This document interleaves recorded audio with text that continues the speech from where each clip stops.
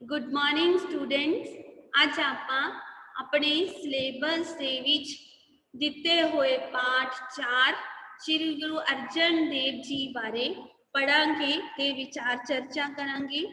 इस पाठ नूं डॉक्टर हरिंदर कौर ने लिखिया है। सारे बच्चे जिथे पाठ का नाम लिखिया है उथे ब्रैकेट दे विच लेखिका का नाम भी लिख लो, डॉक्टर हरिंदर कौर।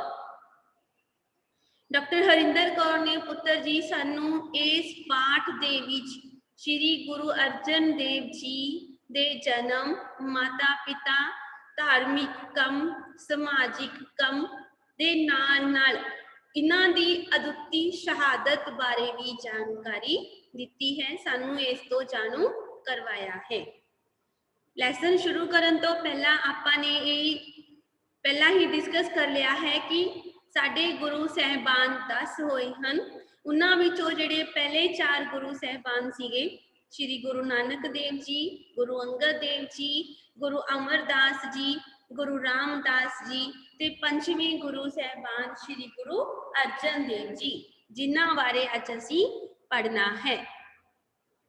सो पुत्र जी आपां लैसन शुरू करदे हां। श्री गुरु अर्जन देव जी सिखां दे पंचवें गुरु होए हन। आप जी दा जन्म श्री गुरु रामदास दे घर माता पानी जी दी कुखों गोइंदवाल विखे 15 अप्रैल 1563 ईस्वी नूं होया। बेटा जी ये सारियां लाइन्स अंडरलाइन कर लो। इन्हां लाइन्स दे विच गुरु अर्जन देव जी दे पिता जी का नाम, माता जी का नाम, जन्म कदों ते किथे होया बारे सानू दस्या गया है। गुरु रामदास जी साडे चौथे गुरु होए हन। आप जी नू बेबे भानी दा प्यार अते गुरु रामदास जी दी जीवन जांच विरसे विच ही प्राप्त हुई सी। विरसे विच उन्हां नू अपने यह जद्दी जो कह लो कि घर दे विच पुश्तानी हुंदा है, पीढ़ी दर पीढ़ी हुंदा है, वह मिली सी कि इन्हां दे पिता का जिहड़ा जीवन सीगा बहुत सादा सी, बहुत सिंपल सीगा, हमेशा ही शांत सुभाअ दे सीगे और प्रभु भगती दे विच लीन रहिंदे सी। ये चीज़ां जिहड़ियां सीगियां उन्हां नूं अपने विरसे दे विच मिलियां सी। मुढ़ली विद्या बाबा बुड्ढा जी तो ग्रहण की। बाबा बुड्ढा जी आपां ने 6th दे विच चैप्टर पढ़िया सीगा बाबा बुड्ढा जी दे जीवन बारे। ਉਹਦੇ ਵਿੱਚ ਤੁਸੀਂ ਸਭ ਨੇ ਪੜ੍ਹਿਆ ਸੀਗਾ ਕਿ ਬਾਬਾ ਬੁੱਢਾ ਜੀ ਕੌਣ ਸੀ ਅਤੇ ਸਿੱਖ ਇਤਿਹਾਸ ਦੇ ਵਿੱਚ ਉਹਨਾਂ ਦੀ ਕੀ ਦੇਣ। ਆਪ पिता गुरु रामदास जी की आग्या का पालन बखूबी करते सन, बखूबी चंगी तरह। कहते कि पिता जी का जो भी हुक्म हुंदा सी, आग्या हुंदी सी, तुसी उसकी पालना बहुत चंगी तरह करते सी। कदे भी पिता के हुक्म नूं इन्हां ने टालिया नहीं सी, क्योंकि इन्हां ने अपनी जिहड़ा जीवन की प्रेरणा हैगी आ वो अपने पिता नूं ही बनाया सी। एक बार पिता गुरु रामदास जी ने आप जी नूं ये कह के लाहौर भेजिया कि जिन्नी देर साडे कोलों वापसी का सुनेहा ना मिले तुसी वापस नहीं आना।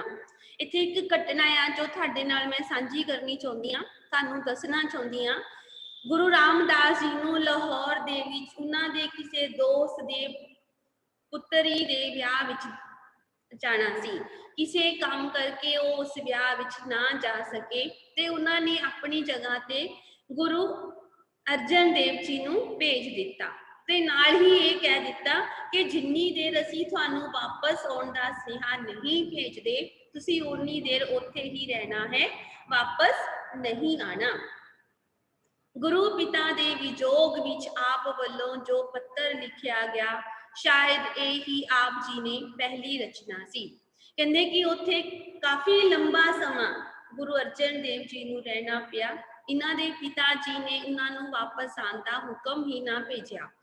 वो शायद इस नूं भुल गए सीगे कि उन्होंने ये किया भी सी। जदों काफ़ी लंबा समा पिता वालों कोई भी सुनेहा नहीं आया तो इन्हां ने पिता जी दे विजोग विछोड़े विच एक पत्र लिखिया जो कि गुरु जी की पहली रचना सी। वो पत्र किस तरह का सी अगे दिता होया मेरा मन लोचे गुरदर्शन ताई बिलप करे चातरिकी न्याई। कहते कि जिहड़ा मेरा मन आ वो अपने गुरु पिता दे दर्शन करन नूं लोचदा है, तरस रहा है। जिवें कहते कि पंछी बारिश का मीह का इंतजार करते ने, जदों तेज धुप्पां पैंदियां ने, मीह नहीं पैंदे, चारे पासे हाहाकार मची हुंदी आ, पंछी भी तड़फ रहे हुंदे ने, कहते ਉਹ भी मीह की उड़ीक करते हैं। उसी तरह मैं भी अपने गुरु पिता दे वापस बुलाउण दे हुक्म का इंतजार कर रहा हूँ। त्रिखा ना उतरे शांत ना वे, कहते ना ही तो मेरिया अखां नूं चैन ते ना ही मन नूं शांति मिल रही है। बिन दर्शन संत प्यारे जियो, जिन्ना चिर मैं अपने गुरु पिता दे दर्शन दीदार नहीं कर लेंदा, उन्नी चिर तक ना तो मैनू नींद आउंदी है ते ना ही मेरा मन शांत रहिंदा है। गुरु अमरदास जी दे दो पुत्र प्रिथी चंद ते महादेव जी सन। जदों गुरु जी ने यह अपने पुत्र वालों लिखिया होया पत्र पढ़िया तो उन्होंने याद आया कि मैं तो उसनूं वापस आउण दा सुनेहा भी भेजना सी। इस तरह के पत्र नूं पढ़ के गुरु रामदास जी भी व्याकुल हो उठे ते उन्होंने अपने पुत्र नूं वापस आउण दा हुक्म दिता। हुण इत्थे सानू अगे दस्सिया है कि गुरु रामदास जी दे गुरु अर्जन देव तो वड्डे दो पुत्र होर सन, प्रिथी चंद ते महादेव जी। प्रिथी चंद मायाधारी सी, महादेव जी उपराम सुभाव दे सन। मायाधारी मीनस माया नाल प्यार करन वाला, लालची किस्म। ते ओ जिहड़े दूजे सीगे ओ बिल्कुल ही उपराम रहिंदे सीगे, उन्हां नूं किसे नाल कोई भी सरोकार नहीं सी। प्रिथी चंद वड्डा होने करके गुरगद्दी ते अपना हक समझदा सी। गुरु रामदास जी ने गुरु अर्जन देव जी की योग्यता ते जीवन उच्चता नूं देख के सितंबर 1581 ईस्वी उन्होंने गुरियाई की गद्दी सौंप दी। प्रिथी चंद ये सोचते सीगे कि परिवार दे विच जिहड़ा गद्दी हैगी आ वो हुण मैनू ही मिलेगी, क्योंकि मैं अपने परिवार का बड़ा पुत्र हाँ। पर कहते कि जिहड़ी गुरगद्दी हुंदी आ उसे व्यक्ति नूं मिलती है जिहदे विच गुरगद्दी ते बैठण दी योग्यता होवे, चाहे वो छोटा पुत्र होवे जां विचकारला होवे जां फिर कुड़ी दा पुत्र जां पुत्री ही क्यों ना होवे। क्योंकि बीबी भानी गुरु अमरदास जी की पुत्री सी ते उन्होंने अगों अपने दोते नूं गुरगद्दी जवाई नूं दित्ती सी, जवाई तो बाद दोते नूं गुरगद्दी दित्ती सी। इसी तरह प्रिथी चंद भी इससे अपना हक समझदा सी, पर गुरु रामदास जी ने गुरु अर्जन देव जी की योग्यता अते उन्हां दे जीवन ढंग नूं देखदे होए सितंबर 1581 विच उन्हां नूं गुरगद्दी सौंप दित्ती। भावें प्रिथी चंद ने कई तरह दियां परिवारिक ते गुरु घर नाल संबंधित रुकावटां पाईयां।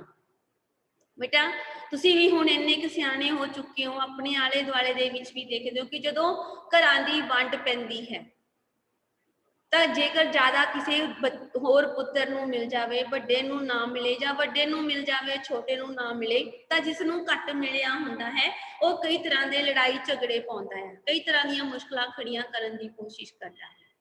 इसी तरह ही प्रिथी चंद ने भी गुरगद्दी नूं प्राप्त करन लई कई तरह दीयां रुकावटां मुश्किलां खड़ियां कीतियां, पर वो अपने मनसूबियां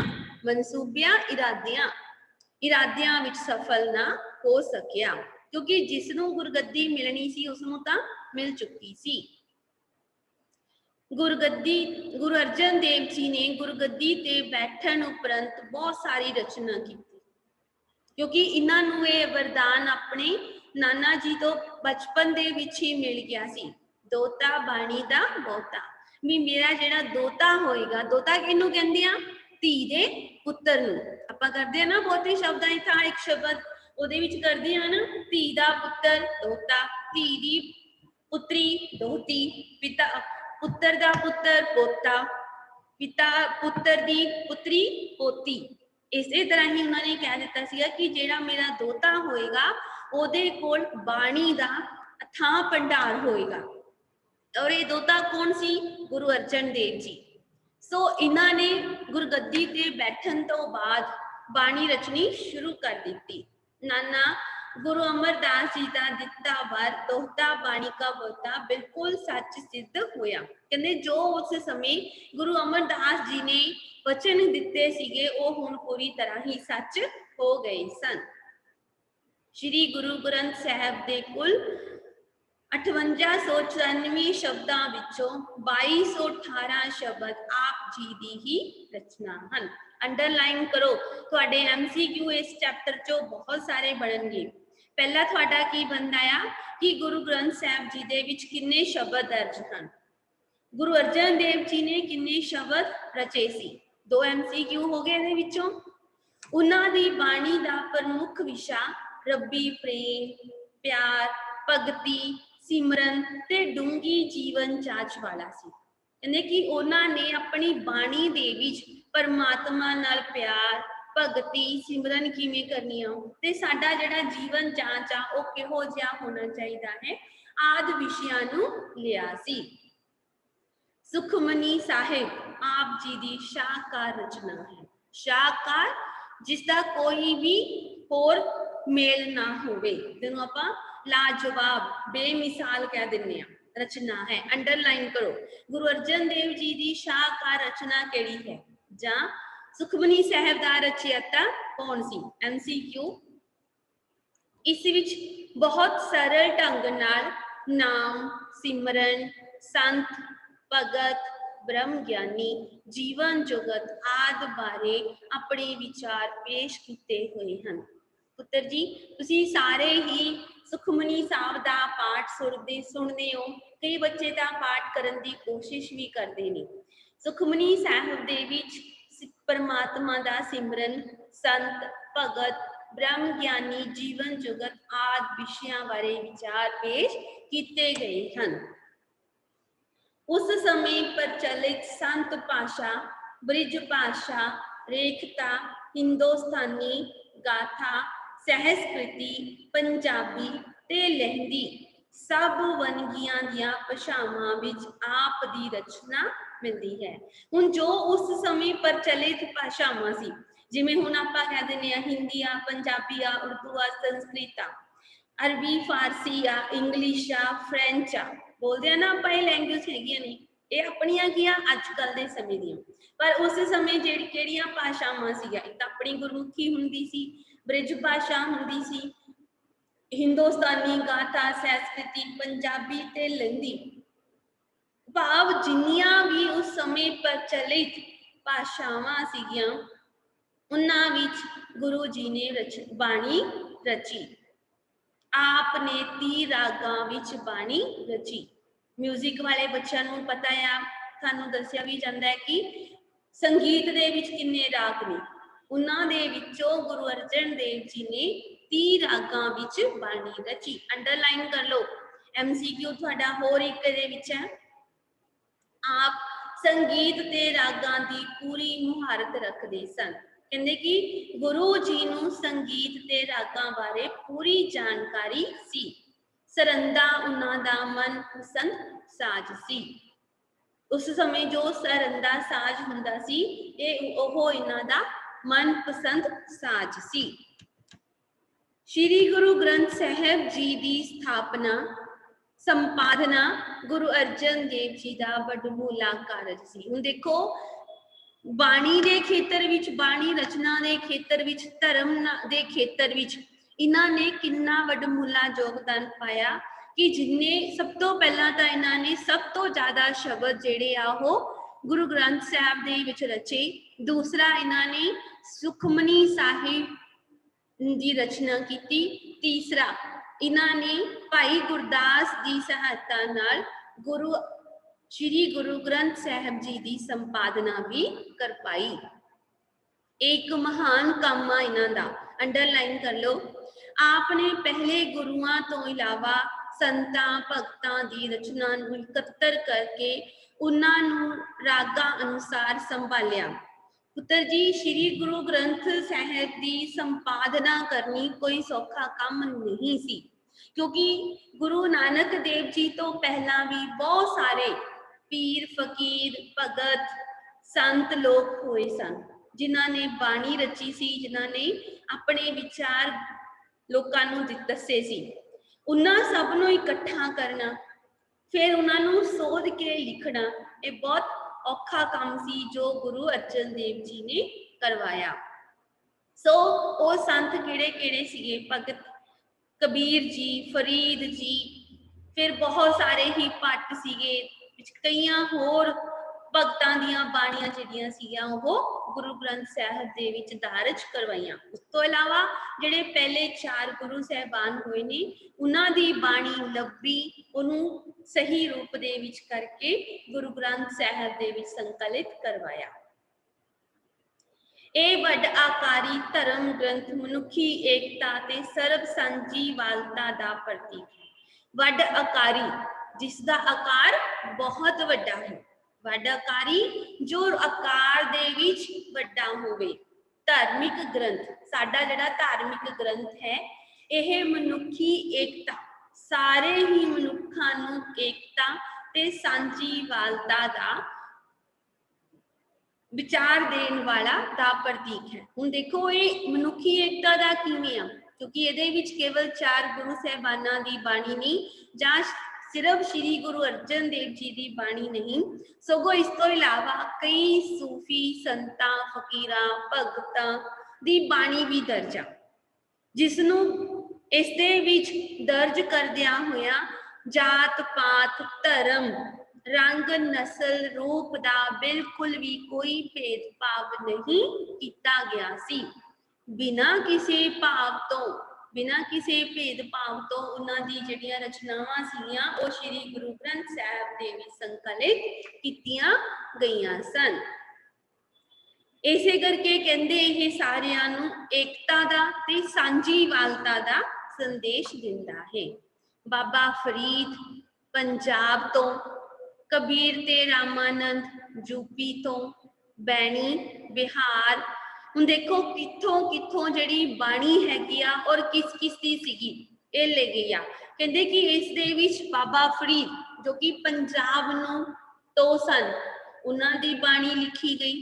कबीर ते रामानंद जी यूपी तो, कबीर पढ़िया ना चैप्टर, रामानंद जी उन्हां दे गुरु दा नाम। बैणी भगत होए ने ओह बिहार तो सीगे। नामदेव त्रिलोचन ये कित्थों होए ने? महाराष्ट्र तो। एक पीपा ये राजा सी, बाद दे विच इसने भी ये भी साधु समाज दे विच शामिल हो गया सी। ये गुजरात तो सी। सदना सिंध तो सी। जयदेव बंगाल तो सी। सैन ते भीखन राजपुताना।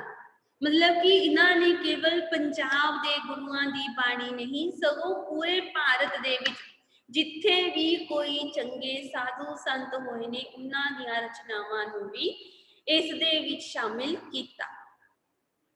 जदों तुसीं आरती पढ़दे हो ना तां ओहदे विच भी इन्हां सारियां दा जिक्र आंदा, सारियां दा नाम आंदा आ। क्यों आंदा आ? यही दसन दे लई कि जिहड़ी ये आरती आ ये सिर्फ 10 गुरु साहिबानां वल्लों नहीं सगों समुचे धार्मिक संत समाज वल्लों कीती जा रही है। सारे संत भगत वखरे वखरे इलाकियां दे होण दे बावजूद सारियां दा सुनेहा रब्बी एकता दा ही है। हुण देखो इन्होंने इत्थे आपां नूं सब दे नाम दस्सिया जिन्हां दी बाणी गुरु ग्रंथ साहिब दे विच दर्ज आ।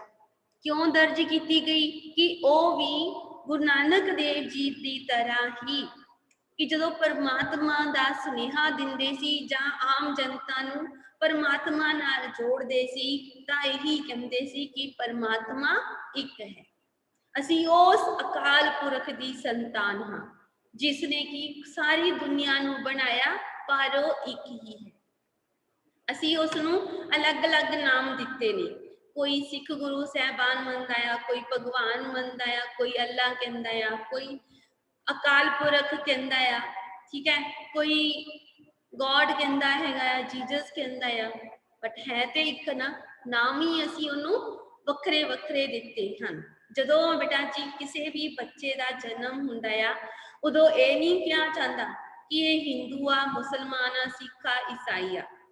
वो जिस घर दे विच पैदा होया, जिस धर्म दे विच पैदा होया, उत्थों दा होके रह जांदा।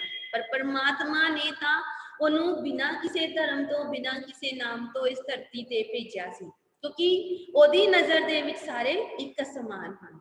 इसे भावना नूं, इसे जज्बे नूं गुरु अर्जन देव जी ने श्री गुरु ग्रंथ साहिब की संपादना करते समय मुख रख के सारियां दी बाणी नूं इकट्ठा किया, सोधिया, फिर उन्होंने गुरु ग्रंथ साहिब दे विच दर्ज करवाया। इस तो बाद अगे दिता होया है बेटा जी, गुरु अर्जन देव जी ने सारी रचना नूं रागा अनुसार तरतीब दे के इकट्ठा किया। हुण आपां ने पहला भी किया, पढ़िया आ कि गुरु अर्जन देव जी नूं संगीत ते रागां दी पूरी जानकारी सी। सो इन्हां ने जिन्ने भी भगतां गुरुआं दी बाणी नूं इकट्ठा किया, उहनूं पहला रागां दे विच एक सार किया। पहले राग च किहड़ी बाणी आंदी है, दूजे च किहड़ी आंदी है, तीजे च किहड़ी आंदी है, चौथे च किहड़ी आंदी है। इस तरह उन्होंने तरतीब के अनुसार सीरियल ऑर्डर दे विच करके इकट्ठा किया। एक जोग संपादक वांग, जोग संपादक वांग रचना करन वाला, जो एक जोग रचना करन वाला सीगा दी तरह सारा कारज निभाया। कहते फिर इस तरह उन्होंने जिहड़ा सीगा उस बाणी नूं इकट्ठा करके गुरु ग्रंथ साहिब दे विच दर्ज करवाउण दा काम किया। लिखाई दा काम किने कीता सी? भाई गुरदास जी ने। अंडरलाइन करो, श्री गुरु ग्रंथ साहिब जी की लिखाई किसने की सी? भाई गुरदास जी ने। इस तरह श्री गुरु ग्रंथ साहिब की संपादना का कारज 1604 ईस्वी संपूर्ण होया। कहते कि जिस काम नूं शुरू किया गया सीगा वो संपूर्ण कदों होया? 1604 ईस्वी विच भाई गुरदास जी की सहायता दे नाल गुरु अर्जन देव जी ने इस काम नूं नेपरे चाढ़िया, पूरा किया। इत्थे तक बेटा जी अज आपां पढ़ांगे, अगों कल आपां पढ़ांगे चैप्टर ते नाल ही इहदी बैक एक्सरसाइज भी कल डिस्कस करांगे। इत्थे तक तुसी जिन्ना भी अपना चैप्टर हैगा आ इनू बहुत ध्यान दे नाल पढ़ना है और इहदे विचों जिन्ने भी तुहानू MCQ निकलदे आ उहनू अपने कोल नोट डाउन करके रखने हैं। क्योंकि बेटा जदों आपां किसी दे बारे जीवनी पढ़ते हाँ तो सानू उहदे बारे डिटेल दे विच ज़्यादा विस्तार दे विच जानने की इच्छा भी पैदा होती है। सो जेकर किसी बच्चे नूं इन्हां बारे होर भी किधरों जानकारी मिलती है तो वह आपां कल उहदे कोलों पुछांगे, वो अपनी जानकारी साडे नाल शेयर भी कर सकता है। ठीक है पुत्र जी, मैनू पता है तुहाडे विचों बहुत सारे बच्चों नूं इन्हां बारे साडे नालों ज़्यादा पता होएगा। सो आपां उन्हां दे विचार कल सुनांगे। सो थैंक यू बेटा जी तुहाडा सब दा कोऑपरेशन दे लई।